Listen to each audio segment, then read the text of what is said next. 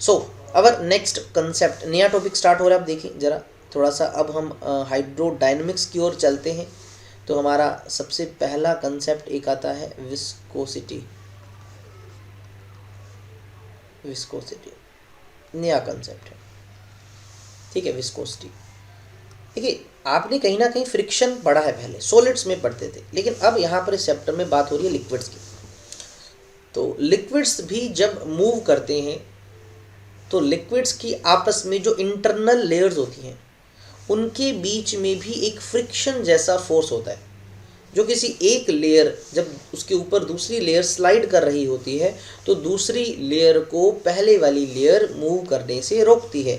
एक टाइप का opposing force आता है। कब आता है? जब उनके बीच में रिलेटिव मोशन होता है। किनके बीच में भाई? डिफरेंट लेयर के बीच में। और उसी को हम क्या बोल देते हैं? विस्कोसिटी बोल देते हैं। तो क्या लिखा जा सकता है? द अपोजिंग फोर्स, भाई ये एक क्या है? अपोजिंग फोर्स है। जो कब आता है? कब आता है भाई? That comes into play, comes into play, खेल के मैदान में कब आता है? व्हेन, क्या होगा भाई पता? When there is relative motion हो, relative motion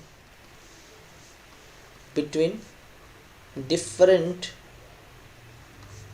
layers of fluids. पे फ्लूइड्स की डिफरेंट लेयर्स के बीच में जब भी एक रिलेटिव मोशन होता है तो एक अपोजिंग फोर्स आता है, मतलब उनको रोकने का प्रयास किया जाता है। बस उसी को विस्कोसिटी बोल देते हैं। क्या विस्कोसिटी का कंसेप्ट सिर्फ और सिर्फ भाई ये लिक्विड्स के लिए नहीं, फॉर बोथ, दोनों के लिए। किसके लिए? ये लिक्विड्स के लिए भी है और गैस के लिए भी है। एक सिंपल सा एग्जांपल समझने के लिए मैं आपको बता देता हूँ कि मान लीजिए ये कोई फ्लूइड है, ठीक है, इस तरह से फ्लूइड है। भाई आपने क्या किया? एक ऐसे टेबल पे पानी को गिराया, ये मान लीजिए टेबल है, पानी को गिराया। तो आप मुझे एक छोटी सी बात बताइए, जनरल सा एग्जांपल है कि पानी जब आप गिराते हो तो पानी मतलब एक थोड़ी सी हाइट तक तो होता ही है, मान लीजिए इतनी हाइट तक है। तो ये जो अपर लेयर है ना, ये थोड़ी सी फास्ट मूव करती है, आपने कभी भी देखा होगा। और ये जो नीचे वाली लेयर है ये थोड़ा स्लोअर मूव करती है।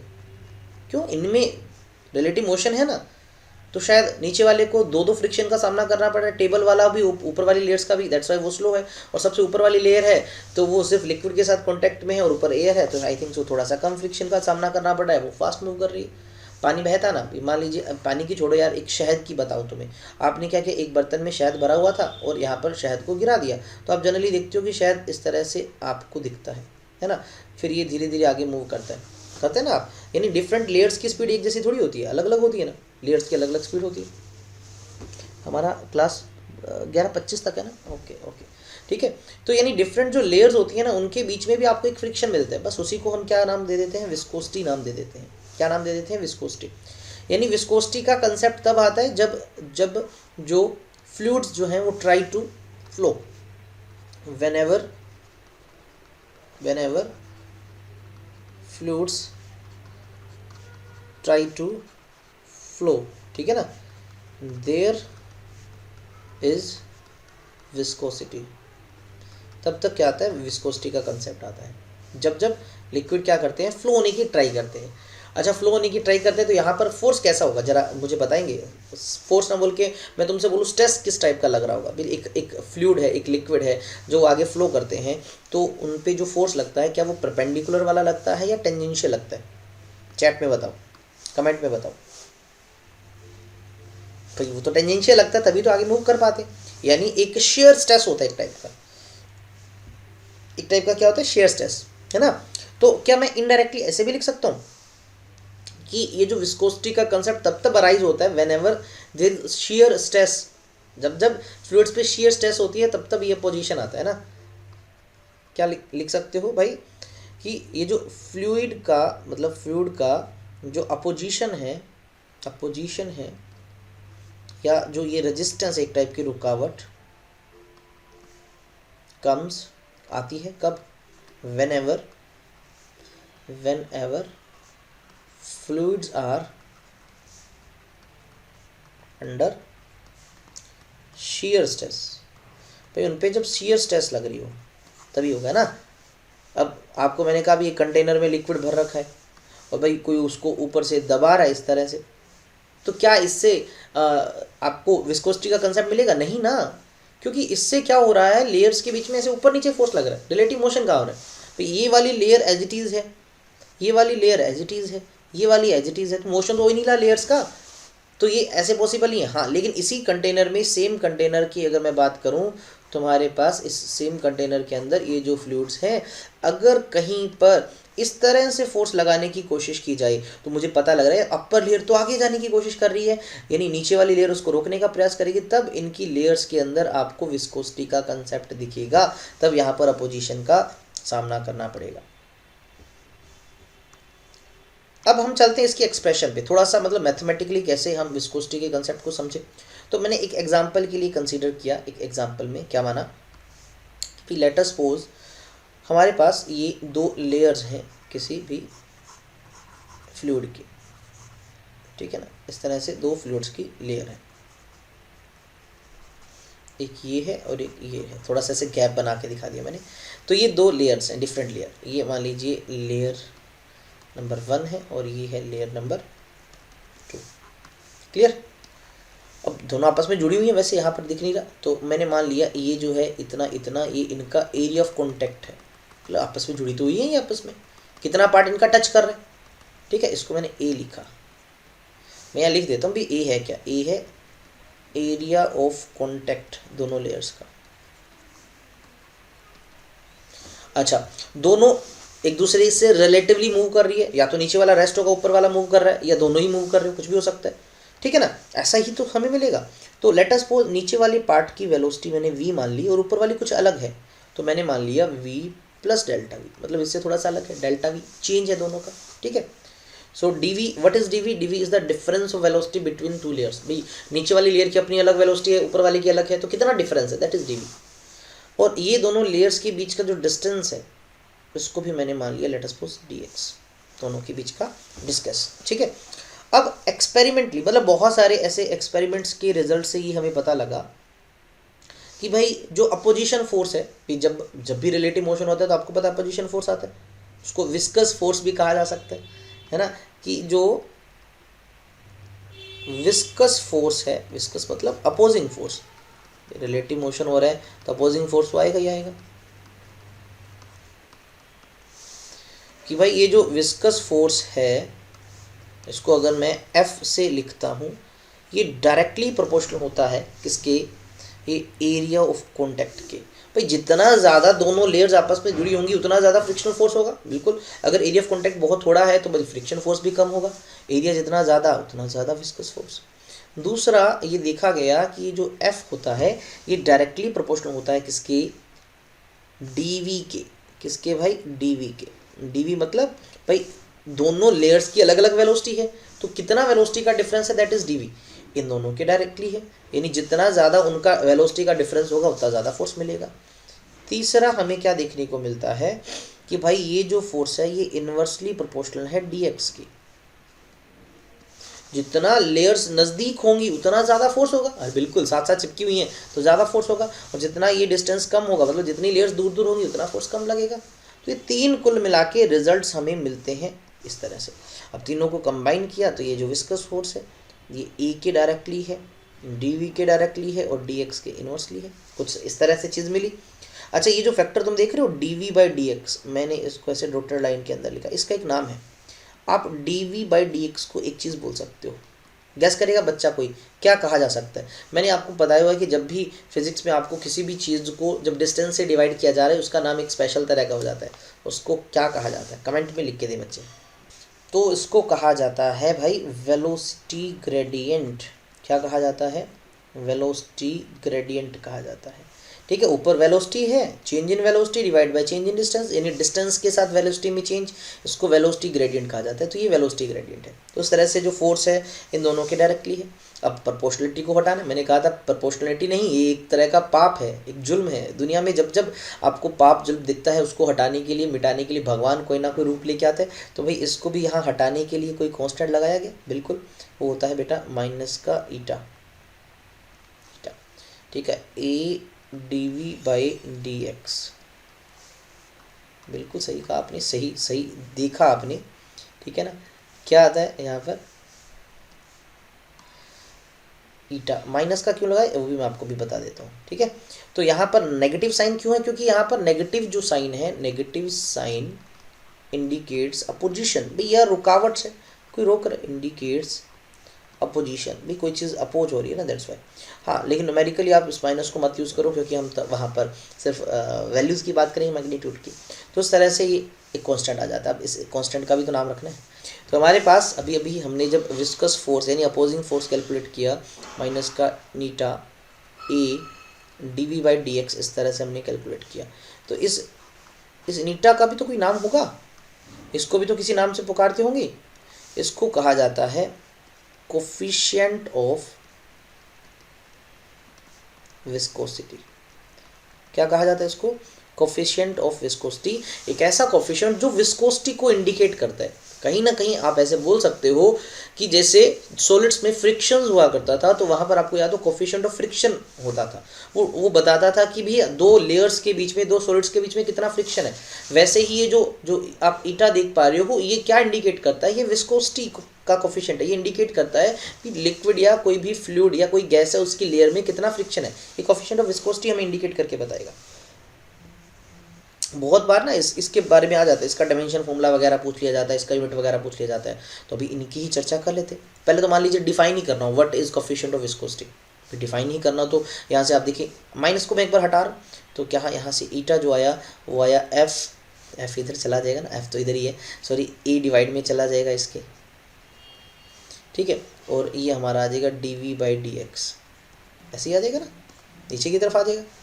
अच्छा, अगर मैं बोलूँ आपको कि भाई कहीं पर दो लेयर्स के बीच का जो एरिया ऑफ कॉन्टैक्ट है वो 1 मीटर स्क्वायर है, और जो वेलोसिटी ग्रेडियंट है वो भी 1 है, 1 मीटर 1 पर सेकेंड आएगा ना, क्योंकि ऊपर वेलोसिटी का मीटर पर सेकेंड है, मीटर से मीटर कैंसिल, तो 1 पर सेकेंड, मीटर नहीं आएगा, ये इसका यूनिट होगा। जब मैंने दोनों को 1 माना, तो यहाँ पर जैसे ही मैंने पुट किया तो मुझे क्या पता लगा, ईटा जो है वो फोर्स के ही बराबर है। तो क्या मैं ऐसे डिफाइन कर सकता हूँ कि कोफिशिएंट ऑफ विस्कोसिटी कुछ अलग नहीं, वो अपोजिंग फोर्स ही है। क्या कि जो कोफिशिएंट ऑफ विस्कोसिटी है इज एक्चुअली क्या है, इज एक्चुअली या मैथमेटिकली ऐसे बोल सकते हो, mathematically equals to the viscous force. Viscous force के बराबर है कब, when between two layers of velocity gradient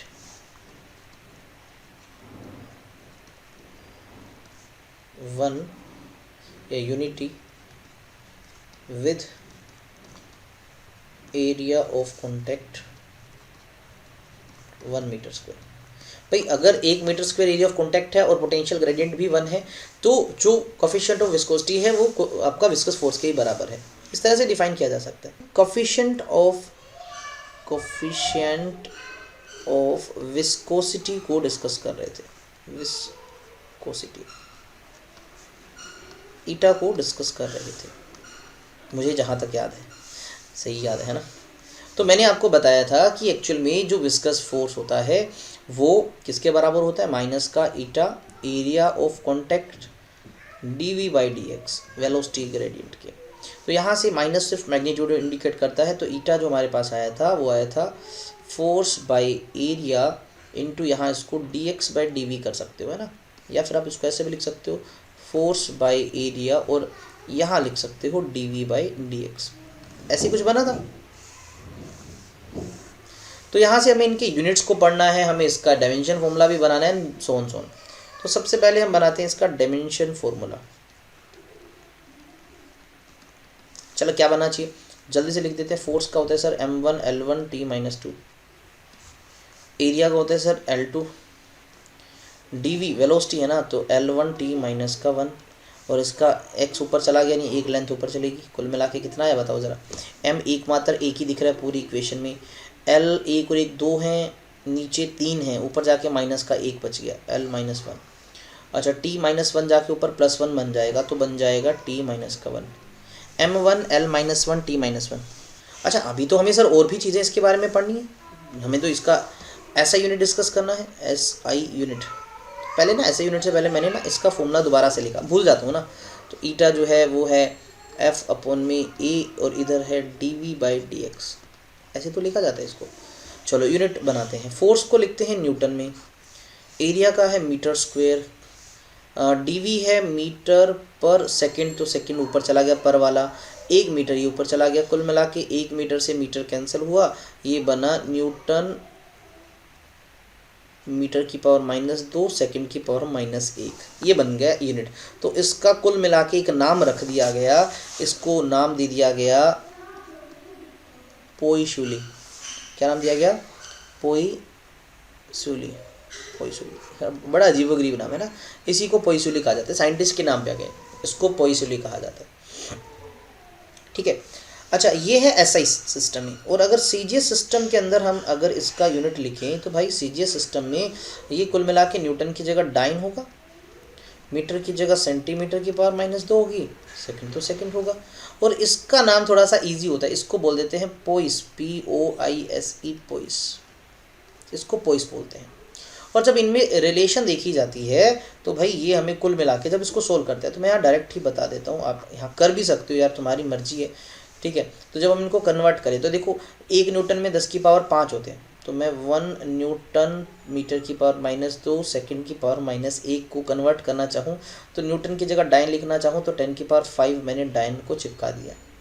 अच्छा मीटर का पावर -2 है, सेंटीमीटर में बदलेंगे तो ये आ जाएगा बेटा, मीटर को सेंटीमीटर में बदलोगे तो 100 सेंटीमीटर करते हो, यानी 10 की पावर 2 का भी स्क्वायर करना है तो 10 की पावर -4 आ जाएगी, ये आ जाएगा मीटर की पावर -2, सेकंड तो एज इट इज़ रहेगा, तो -4 और 1 यहाँ से कुल मिला के 10 ही बचेगा, तो 10 डाइन मीटर की पावर -2 सेंटीमीटर बन गया यार। अब तो ये सेंटीमीटर की पावर -2 सेकंड की पावर -1, तो यार ये चीज़ को तो हम पोइस बोल रहे हैं, तो ये आ गया 10 पोइस। और इस चीज़ को क्या बोल रहे हैं? इसको हम बोल रहे हैं पोइसुली, पोइसुली, पोलियो सा हो रहा है बोल देते हैं भी, तो ये एक इनके बीच में एक रिलेशन आ गई। अच्छा अरे एक बहुत खास बात पता लगी, अरे 10 पोइस है, 10 को एक और वर्ड से भी बुलाया जाता है, इसको डेका भी बोल सकते हैं ना, तो इसको डेका पोइस भी बोला जा सकता है, डेका पोइस, यानी इस पोइसुली को डेका पोइस भी बोल सकते हो, डेका पोइस। बताओ इतने अजीबोगरीब नाम। ठीक है, क्षमा चाहूँगा, मैं इसको थोड़ा सा सही कर देता हूँ। मैंने यहाँ पर, कहाँ है हमारा इरेज़र, तो यहाँ ये माइनस नहीं आएगा ना, ठीक है जी। और कहाँ गलती हुई इसकी वजह से, हमारे पास यहाँ गलती हुई, ये -1 नहीं आएगा, तो ये -1 नहीं आया तो हमारा -1 कुल मिला के यहाँ नहीं आएगा, और घुमा के देखें तो भाई इधर भी नहीं आएगा, और ये यहाँ भी नहीं आएगा। ठीक है, अब तो सब कुछ सही जा रहा है। ठीक है, ये गलती हुई थी, हमने कर दी है सही, -1 यहाँ नहीं आएगा। ओके ओके, तो यहाँ तक कंफर्म। चलो यूनिट की भी बात हो ही गई। चलो उसके बाद अब बात करते हैं, कुछ डिपेंडेंसी की भी बात कर लेंगे, कुछ कंपैरिजन की भी बात करेंगे। भाई अगर सबसे पहले हम इसका कंपैरिजन करें, कंपैरिजन विद फ्रिक्शन, सर क्या फ़र्क है? तो कुछ सिमिलरिटी भी मिलेंगी, कुछ डिफरेंस भी मिलेंगी। भाई पहले अगर मैं सिमिलरिटीज़ की बात करूं, सिमिलरिटीज़ किन की? सिमिलरिटीज़ मैं चेक कर रहा हूं भैया यहाँ पर विस्कस फोर्स की, और दूसरी तरफ मैं फ्रिक्शन की बात करूंगा। ठीक है भाई, ये विस्कस फोर्स और फ्रिक्शन की सिमिलरिटी बतानी है पहले, फिर बाद में डिफरेंस पे जाएंगे। चलो भर देते हैं इस कॉलम को। तो ये भी क्या होता है, ये कब आता है? जब रिलेटिव मोशन हो। यहाँ पर किसमें? बिटवीन 2 लेयर्स, ऐसे तो होता है। और इसका भी क्या सिमिलरिटी है, ये भी क्या है? जब रिलेटिव क्या हो, मोशन हो बिटवीन 2 ऑब्जेक्ट्स। भाई लेयर थोड़ी होगी, इस बार तो ऑब्जेक्ट होगा। अच्छा ये क्या करता है? अपोज करता है मोशन का, अपोज मोशन मतलब रोकता है मूव करने से। तो ये कौन सा उसको भगाता है, ये भी तो क्या करता है, अपोज करता है किसका, मोशन का। क्या मेरी बात समझ पा रहे हो। तीसरा, तो ये आते किस वजह से, ओरिजिन की बात करें तो विस्कस फोर्स क्यों आता है, क्योंकि दो लेयर्स के कुछ मॉलिक्यूल आपस में कॉन्टैक्ट में होते हैं due to molecular attraction, molecules के अट्रैक्शन की वजह से होता है ये। तो भाई फ्रिक्शन कौन सा अलग होता है, ये भी तो ऐसे ही होता है, हमने पढ़ा था इसकी मॉडर्न थ्योरी के अकॉर्डिंग दो लेयर्स आपस में कनेक्टेड होती है, तो ये भी किसकी वजह से होता है, ड्यू टू मॉलिक्यूलर अट्रैक्शन, ये भी। तो ये तो होगी सिमिलरिटीज। अब बात आती है डिफरेंस की। तो भाई विस्कस फोर्स होता है in case of liquids and gases, लेकिन भाई साहब अगर हम बात करें किसकी, अरे भाई साहब किसकी बात करनी है हमें, अगर हम बात करें इसकी तो ये होता है इन केस ऑफ सॉलिड्स। सो पहला डिफरेंस मैंने बता दिया भाई, इस वजह से होता है, ठीक है। दूसरा, आप जब विस्कस के फोर्स के को देखते हो, मतलब अभी भी हमने ड्राइव किया, तो भाई ये क्या करता है, इसमें ये डायरेक्टली डिपेंडेंट होता है एरिया के, यानी ये डिपेंड करता है किस पे, डिपेंड अपॉन एरिया पे। कौन सा, एरिया ऑफ कॉन्टैक्ट, भाई जो कॉन्टैक्ट वाला एरिया है। और इसकी अगर बात करें तो ये क्या होता है भाई, इंडिपेंडेंट होता है, इंडिपेंडेंट होता है भाई किसके, एरिया ऑफ कॉन्टैक्ट के। अच्छा, तीसरी हम इसकी बात करें तो भाई अगर आपने जब पढ़ा हो इसको, भाई ये तो डिपेंड करता है dv/dx पे भी, डिपेंड करता है वेलोसिटी ग्रेडियंट पे, बट यहाँ पर इंडिपेंडेंट है भाई, वेलोसिटी का कोई लेना देना ही नहीं ऑन वेलोसिटी, बट यहाँ ये डिपेंड करता है। फोर्थ भाई, इसमें क्या होता है, इसमें ये डिपेंड करता है, depend upon normal reaction, because अगर जब हमने इसको पढ़ा था नॉर्मल रिएक्शन, तो आपको याद होगा, तो हमने ऐसे समझा हुआ है कि भी एक सरफेस पे ऑब्जेक्ट रखें तो जितना ज़्यादा नॉर्मल रिएक्शन होता है उतना ज़्यादा फ्रिक्शनल फोर्स होता है, नॉर्मल रिएक्शन के डायरेक्टली होता है, इसको हटा के तो हम म्यू लगाते हैं, बट यहाँ पर ये इंडिपेंडेंट होता है क्योंकि इन पे डिपेंड करता है, सिर्फ दो पे, independent on an normal reaction, ठीक है। तो ये थी इसके कुछ डिफरेंस एंड सिमिलरिटीज़। अब चलते हैं थोड़ा सा और हम गहराइयों में, यानी हम अब बात करेंगे कि ऑन विच फैक्टर्स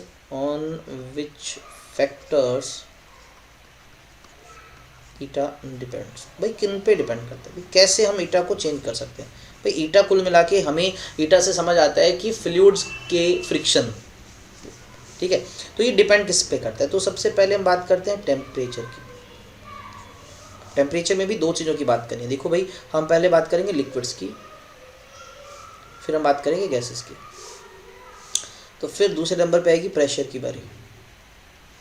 तो प्रेशर में भी हम बात करेंगे पहले किनकी, लिक्विड्स की, फिर हम बात करेंगे किनकी, गैसेस की। इससे आसानी से समझा जा सकता है इस तरह से फ्लो चार्ट से, ठीक है। तो सबसे पहले अगर हम लिक्विड्स की बात करें, थोड़ा सा लॉजिकल सोचना, आपके पास आंसर आ जाएगा। अगर हम लिक्विड्स का क्या करते हैं, टेम्परेचर बढ़ा देते हैं। टेम्परेचर बढ़ाने से क्या होता है, लिक्विड्स की जो लेयर्स होती हैं, जहाँ पर मॉलिक्यूल्स पहले एक दूसरे के साथ चिपक रहे थे, अब टेम्परेचर की वजह से मॉलिक्यूल गेन एनर्जी, भाई एनर्जी मिल जाएगी उनको। अब वो क्या करेंगे, मूव करेंगे, फ्री मूव करेंगे, तो एक दूसरे के साथ चिपके थोड़ी रहेंगे। अब एक दूसरे के साथ जब चिपकेंगे नहीं तो क्या करेंगे, वो फोर्स को रिड्यूस कर देंगे, विस्कस फोर्स को, जिससे कोफिशिएंट ऑफ विस्कोसिटी कम हो जाता है। तो कुल मिला के आप डायरेक्ट याद रखें भाई, टेम्परेचर बढ़ाने से कोफिशिएंट ऑफ विस्कोसिटी कम होती है लिक्विड्स की। मेरी बात समझ आई। दूसरा, अगर हम गैसेस की बात करें तो भाई गैसेस में जैसे ही हम टेम्परेचर बढ़ाते हैं, इसके गैस के मॉलिक्यूल्स क्या करते हैं, मॉलिक्यूल्स मूव फास्ट, भाई फास्ट मूव करेंगे। अब आपको पता है फास्ट मूव करेंगे तो जल्दी जल्दी जब मूव करेंगे तो एक दूसरे के अंदर डिफ्यूज होंगे, बिकॉज गैसेस में हम डिफ्यूजन नाम का कंसेप्ट पढ़ते हैं। तो क्या होगा, इनका मोर डिफ्यूजन होगा, मोर डिफ्यूजन, रेट ऑफ डिफ्यूजन बढ़ जाएगा ना। ये शायद आपने कोई लॉ में पढ़ा होगा, ग्राम्स लॉ ऑफ डिफ्यूजन, इस तरह से केमिस्ट्री में भी आता है। जितना ज़्यादा डिफ्यूजन होगा मतलब लेयर्स के मॉलिक्यूल आपस में मिलेंगे, मिक्स होंगे, तो इससे यार फ्रिक्शन फोर्स तो बढ़ जाएगा, क्योंकि लेयर्स के तो पार्टिकल ज़्यादा मिल रहे हैं एक दूसरे के साथ, तो जिससे कोफिशिएंट ऑफ विस्कोसिटी भी बढ़ जाएगा। बातें समझ आई। तो टेम्परेचर बढ़ाने से इनमें इंक्रीज आता है। अच्छा जी, तो फिर बात कर ले हैं प्रेशर की। प्रेशर में लिक्विड किसको छोड़कर भाई, हम बोल रहे हैं एक्सेप्ट पानी पानी को छोड़कर, क्योंकि पानी थोड़ा सा एक्सेप्शन है। तो जैसे जैसे हम प्रेशर को बढ़ाते हैं, तो लिक्विड्स में पानी को छोड़कर जैसे हम प्रेशर बढ़ाते हैं, प्रेशर बढ़ाने का मतलब कि लिक्विड प्रेशर बढ़ने से वो लेयर थोड़ा सा क्लोज आती हैं, लेयर्स हैं वो क्या आ जाती हैं, एक दूसरे के क्लोज आ जाती हैं। तो क्लोज आएंगे तो फ्रिक्शनल फोर्स बढ़ जाएगा, फ्रिक्शनल फोर्स बढ़ गया यानी कोफिशिएंट ऑफ विस्कोसिटी बढ़ गई। ठीक है, पानी में उल्टा होता है। इन पानी, जल, वाटर, प्रेशर बढ़ाने से विस्कोसिटी कम होती है। ठीक है, ये कुछ एटमॉस्फेरिक प्रेशर तक रहता है, उसके बाद बदलने लग जाता है। और हम गैसेस की बात करें, ऑलमोस्ट इंडिपेंडेंट होता है, इंडिपेंडेंट ऑन प्रेशर। ठीक है, क्या ईटा डिपेंड नहीं करता, समझ रहे हो। तो ये कुछ चीज़ें हैं जो आपको पता होनी चाहिए थी। अब उसके बाद बोले सर ये इतनी देर से जो आप पढ़ा रहे हो, ये जो विस्कोसिटी का कंसेप्ट, भी इसके सर फ़ायदे कहाँ पर है, मतलब यूजेस बोल दो कहाँ पर, इन डेली लाइफ और अदर पार्ट ऑफ साइंस भी कहाँ यूज़ होता है। जिसको पढ़ रहे कुछ तो फ़ायदा दिखे ना हमें, तभी मज़ा आएगा पढ़ने का। मैंने बोला चलो ठीक है, वन बाय वन इनके यूजेस की बात करते हैं। सबसे पहला, एक बंदा था मिलिकन, उसने ना एक ऑयल ड्रॉप एक्सपेरिमेंट किया था, मिलिकन्स ऑयल ड्रॉप एक्सपेरिमेंट। ठीक है, यूजेस द कंसेप्ट ऑफ, कौन सा भाई, विस्कोसिटी। इस कंसेप्ट का यूज़ किया था उसने, एक लिक्विड की ड्रॉप का यूज़ किया था, एंड एबल टू फाइंड, और उसने उसकी मदद से पता है क्या फाइंड किया था, चार्ज ऑन इलेक्ट्रॉन, इलेक्ट्रॉन पे चार्ज 1.6 मल्टीप्लाई बाई 10⁻⁻19 कूलम। ये वैल्यू जो है कैलकुलेट की गई थी मिलिकन के ऑयल ड्रॉप एक्सपेरिमेंट से। E/m वैसे तो निकाला था, चार्ज बाय मास का रेशो, E/m निकाला था इन्होंने, बाद में चार्ज की वैल्यू बताई गई थी, सबसे छोटा इतना चार्ज होता है। तो ये तभी संभव हो पाया जब उन्होंने, मिलिकन ने ऑयल ड्रॉप एक्सपेरिमेंट में इस विस्कोसिटी के कंसेप्ट का यूज़ किया और इसकी हेल्प से उन्होंने इस चीज़ की स्टडी की। ठीक है, दूसरा ऐसा समझ सकते हो, by knowing the concept of eta v, हम तो क्या करते हैं, वी सिलेक्ट लुब्रिकेंट्स। लुब्रिकेंट समझते हो, मशीनरी के जो पार्ट होते हैं ना, देखिए साइकिल की बात करें तो उसकी जो साइकिल की जो व्हील घूमता है वो चैन की वजह से घूम पाता है। ठीक है, तो वहाँ पर लुब्रिकेंट जो लगाए जाते हैं, जो मतलब हम जनरली ऑयल या जो ग्रीस रहता है, ठीक है, या कोई और हो सकता है लुब्रिकेंट में, मोबिल वगैरह आपने नाम सुना होगा। तो ये जो डिसाइड किए जाते हैं जब इनको बनाया जाता है, तो यही देखा जाता है भी यार इनके लिए कोफिशिएंट ऑफ विस्कोसिटी कम से कम हो, जितना कम से कम होगा उतना मशीनरी के पार्ट ईजिली मूव हो पाएंगे। और या फिर मशीनरी के पार्ट बहुत जाम है, अच्छे से मूव नहीं कर रहे, क्यों, क्योंकि जो फ्रिक्शन वाला पार्ट है बहुत ज़्यादा हो गया, तो इसका यूज़ कर लो ना, बिकॉज इनकी लेयर्स के बीच में ईटा काफ़ी कम होता है, इनका ईटा कम है तो आसानी से चीज़ों को मूव कर पाएंगे, क्योंकि ये तो खुद में क्या है, ये फ्लूइड्स के अंदर आ जाते हैं। तो देखा होगा साइकिल वगैरह में ग्रीस या ऑयलिंग करते रहते हैं टाइम टू टाइम पे। इन बफर सॉल्यूशंस, बफर सॉल्यूशंस क्या होते हैं, देखिए बफर सॉल्यूशन क्या होता है, जनरली ब्रेकिंग सिस्टम्स के अंदर यूज़ होते हैं। ब्रेकिंग सिस्टम तो नहीं बोलूँगा मैं, बैलेंस सिस्टम्स बोल सकते हो, बैलेंस सिस्टम्स। अब बैलेंस सिस्टम के आगे देखो, कई बार ना बहुत ज़्यादा वाइब्रेशंस हो रही हैं, झटका वगैरह लगा हो, उनको कम करना हो, तो वहाँ पर बफर सॉल्यूशंस का यूज़ किया जाता है। यानी ऐसे समझ सकते हो कि हम वहाँ पर एक ऐसे मेटल का यूज़ करते हैं जिसका ईटा काफ़ी ज़्यादा हो, तो हम एक ऐसे सॉल्यूशन का यूज़ करते हैं जिसका ईटा ज़्यादा हो। अब ईटा ज़्यादा होने से क्या होगा भाई, बहुत ज़्यादा वो मतलब विस्कस होगा, डेंस होगा, जब भी कोई चीज़ उसके साथ टकराएगी तो उसको जल्दी से मूव नहीं करने देगा, फ्रिक्शनल फोर्स बहुत ज़्यादा होगा, जिसकी वजह से मोशन वाले पार्ट को ये स्लो करने में हेल्प करेगा। अब इसका एक बहुत अच्छा एग्जांपल बताऊं, लाइव एग्जांपल बताऊं तो भाई हमारी अगर बॉडी की बात करें, इन ह्यूमन बॉडी, तो शायद आपको पता होगा इन वेरियस ऑर्गन्स या इन वेरियस पार्ट्स, जो डेलिकेट ऑर्गन्स होते हैं ना, उनको प्रोटेक्ट किया जाता है, are protected by layers filled with fluids. जैसे अगर आपको शायद बायो वाले बच्चों को तो ज़्यादा पता होगा, जो ब्रेन होता है ना, ब्रेन, उसके बाहर 3 लेयर्स होते हैं, आपको पता होगा शायद मेनिंजेस कहा जाता है। उनके अंदर ना एक फ्लूइड भरा होता है, एक फ्लूइड भरा होता है जिसको बोलते हैं शायद सेरेब्रो स्पाइनल फ्लूइड, CFS का CSF कहा जाता है, सेरेब्रो स्पाइनल फ्लूइड का ऐसे कहा जाता है ना, सेरेब्रो स्पाइनल फ्लूइड भरा होता है ना। जैसे मैं एक रफ सा थोड़ा सा तुम्हारा दिमाग बना के दिखाऊं, मेरा तो नहीं है ऐसा,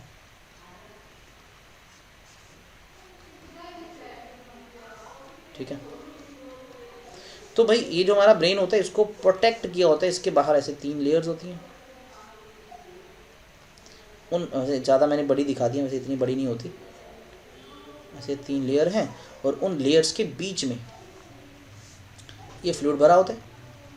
क्यों भरा होता है तो समझ ही गए होंगे तुम, समझ गए ना क्यों भरा होता है भाई। इसका यूज़ इसलिए होता है कि भाई कोई झटका वटा भी, बहुत नाजुक है हमारा ब्रेन, ऐसे ब्रेन ही और भी बहुत सारे ऑर्गन्स होते हैं, स्पाइनल कोड्स, बहुत सारे ऑर्गन्स होते हैं, तो भाई बहुत नाजुक है। हम चलते चलते मान लीजिए मुझे झटका लगा और एकदम से पता लगा कि हमारी जो स्कल के अंदर, हमारी जो स्कल के अंदर जो ब्रेन है वो स्कल के साथ जैसे ही टकराया, स्कल तो आपको पता हार्ड बोनी पार्ट है ना, ये तो हार्ड बोन का पार्ट है, तो भाई इससे बहुत ही डेलिकेट जब ऑर्गन टकराएगा तो भाई हमारा जो ब्रेन है वो तो पिचक जाएगा।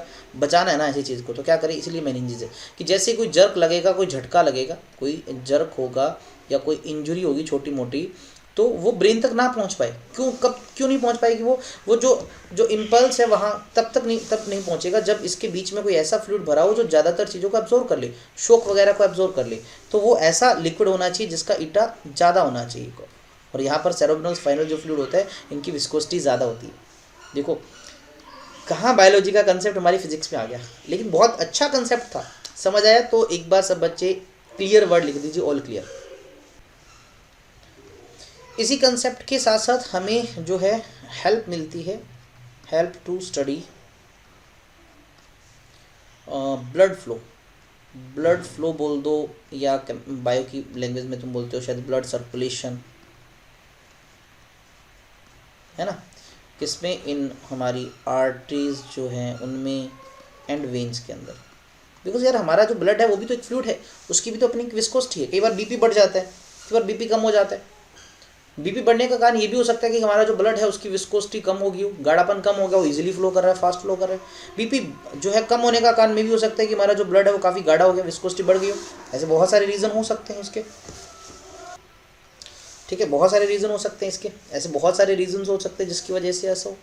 तो बहुत बार सजेस्ट भी करते हैं भाई देखो, जो इंसान जिसकी जो ब्लड है वो थिक है, भाई थिक होने का मतलब गाढ़ापन मतलब उसकी ईटा ज़्यादा है। तो उस केस में क्या होता है, जो ब्लड फ्लो होता है ना, ब्लड का जो फ्लो होता है वो स्लो होता है, यानी उसका जनरली जो बीपी है वो डाउन ही रहता है। तो वो उसको क्या सजेस्ट किया जाता है, भी तो अपने ना ब्लड को डोनेट कर, तो कि जो ब्लड डोनेट किया जाएगा तो और ज़्यादा ब्लड बनेगा, तो उससे कंसनट्रेशन चेंज हो जाएगी, तो शायद ब्लड की विस्कोसिटी चेंज हो जाए। तो इस तरह की काफ़ी सारी एडवाइस दी जाती है, और इसका यूज़ किया जाता है in chemistry also to study various shapes of molecules और कंपाउंड्स। यहाँ पर भी मतलब केमिस्ट्री में आता है यार, तुम्हें ज़्यादा नहीं डिटेल में जाना, तो कुछ मॉलिक्यूल्स और कंपाउंड्स के स्ट्रक्चर को, शेप को देखने के लिए भी इस विस्कोसिटी के कंसेप्ट का यूज़ किया जाता है। बियॉन्ड फोर्स, या जिसको हम ब्योंसी भी कहा जाता है, ठीक है, इसको अपवर्ड थ्रस्ट भी बोल देते हैं। सभी इसी के नाम है। क्या है, चलो इसको समझते हैं। तो मैंने क्या किया, एक इस तरह से कंटेनर बना लिया, बड़ा अजीबोगरीब सा कंटेनर है, और इसमें कोई लिक्विड है। ये बियॉन्ड फोर्स सिर्फ लिक्विड्स के लिए नहीं होता, ये फ्लूइड्स के अंदर भी इसका कंसेप्ट है, मींस गैसेस में भी ये चीज़ डिस्कस करते हैं। तो हमारे माइंड में जनरली रहता है कि भाई ये जो बियॉन्ड फोर्स है, ये जो बियोंसी है, ये जो अपवर्ड थ्रस्ट है, ये सिर्फ और सिर्फ लिक्विड्स के लिए होता है, नहीं, ये गैसेस के लिए भी होता है इक्वली, उतना ही। तो मैंने क्या किया, एग्जाम्पल के लिए समझा कि भाई एक ऐसे हमारे पास एक ऑब्जेक्ट है, ये हमारे पास कोई ऑब्जेक्ट है इस तरह से, ठीक है। इस ऑब्जेक्ट का कुछ वेट है, लेट अस सपोज W, जो कि इसके मास इंटू m इंटू जी के बराबर होगा, जो वर्टिकली डाउनवर्ड लगेगा, हम सबको पता है भाई। इसका जो वेट है mg, या उसको मैं W लिख देता हूँ, किसका, ऑफ ऑब्जेक्ट का। ये हमारे ऑब्जेक्ट का वेट है, हमेशा डाउनवर्ड ही लगता है वेट, तो आप सब बच्चों को पता है। अब हमारा जो सिचुएशन क्या है, देखिए अगर हम इस ऑब्जेक्ट को इस लिक्विड के अंदर क्या करवाते हैं, इमर्ज करते हैं, डुबाते हैं, चाहे आप उसको आधा डुबाओ चाहे पूरा डुबाओ। जैसे ही इस ऑब्जेक्ट को, हमारा ये जो ऑब्जेक्ट है, एक मिनट रुको, मैं पूरा सेलेक्ट ही कर लेता हूँ, उसको नहीं हो रहा, कोई बात नहीं। जैसे ही हम क्या करें, इस ऑब्जेक्ट को पानी के अंदर इस तरह से इमर्ज कर दें, चाहे आप पूरा करो चाहे आधा करो, चाहे फुली करो चाहे पार्शली करो, इसको इमर्ज, आप क्या देखोगे कि ये जो लिक्विड है, ये जो फ्लूइड है जिसके अंदर भी हमने इसको डाला, ये इस पे एक ऊपर की तरफ फोर्स लगाता है, उसको ऊपर की तरफ धक्का मारता है, ऊपर की तरफ। एक बहुत ही आसान सा एग्जांपल बताऊं, प्लास्टिक की बोतल होती है, उसमें पानी निकाल दिया आपने, खाली प्लास्टिक की बोतल को अच्छे से कैप लगा दो, पानी के अंदर ऐसे रखो, वो फ्लोट कर दिया, तुम्हें पता है, ये सबको पता है। अब थोड़ा सा उसको दबा के पानी के अंदर ले जाओ, जैसे छोड़ोगे वो वापस ऊपर आई, मतलब उस लिक्विड ने उस पर एक ऊपर की तरफ फोर्स लगाया। सिर्फ उस पर नहीं, हर वो चीज़ जिसको तुम पानी के या किसी भी फ्लूइड के अंदर डालते हो, चाहे उसको पूरा इमर्ज करो चाहे आप उसको पार्शली इमर्ज करो, वो फ्लूइड हमेशा उस पर एक ऊपर की तरफ फोर्स लगाएगा ही लगाएगा। उसी को हम बियॉन्ड फोर्स या बियोंसी या अपवर्ड थ्रस्ट बोलते हैं। क्या, the force which every fluid applies, जो हर फ्लूइड लगाता है, on any object when fully और पार्शली इमर्स्ड।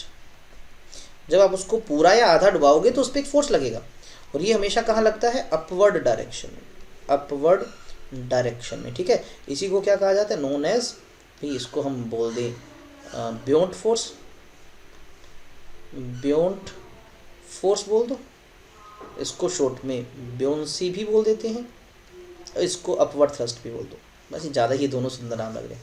FB से मैं रिप्रेजेंट कर देता हूँ, ठीक है, ऊपर की तरफ ही लगेगा, हमेशा याद रखना, वेट नीचे लगता है लेकिन ये ऊपर की तरफ लगेगा। अब इससे होगा क्या, वो भी थोड़ा सा समझते हैं,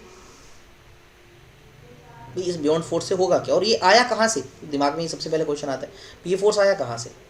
तो देखो आप एक छोटी सी बात समझना कि भाई ये आपके पास वही सेम कंटेनर है, इसमें यहाँ तक ऐसे लिक्विड भरा होता है, ये लिक्विड का लेवल है। एक प्रैक्टिकल सी सिचुएशन बता रहा हूँ तुम्हें मैं, एक छोटा सा एग्जांपल समझो। तो मैंने कहा भी देखो इसके अंदर हमारे पास एक ऑब्जेक्ट था ऐसे अलग से बाहर ऐसे, तो बाहर जब हमने उसका वेट किया, लेट अस सपोज वो 20 न्यूटन है उसका वेट फोर्स ही तो 20 न्यूटन है। और कैसे किया, मान लीजिए आपने एक स्प्रिंग बैलेंस लगा के चेक किया और 20 न्यूटन मिल रहा है। अब आपने वही ब्लॉक पानी के अंदर ले गए, और जब पानी के अंदर लेके गए तो वेइंग मशीन से अब चेक किया आपने, वेइंग मशीन से अब आपको मिला वो लेट अस सपोज 14 न्यूटन। बोले सर ऐसे कैसे हो गया, जब वो पानी के बाहर था तब तो उसका वेट 20 न्यूटन था, और जब वो पानी के अंदर ले गए तो सर वो 14 न्यूटन बच गया। बोले ऐसे कैसे, वेट तो हमेशा नीचे की तरफ 20 न्यूटन लगना चाहिए, लेकिन अब ये 14 क्यों दिखा रहा है।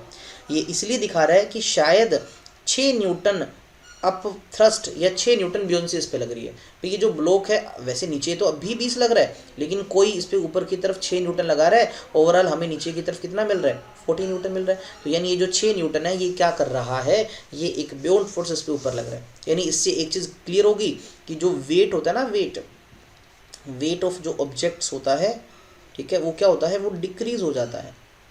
क्या हो जाता है, डिक्रीज हो जाता है।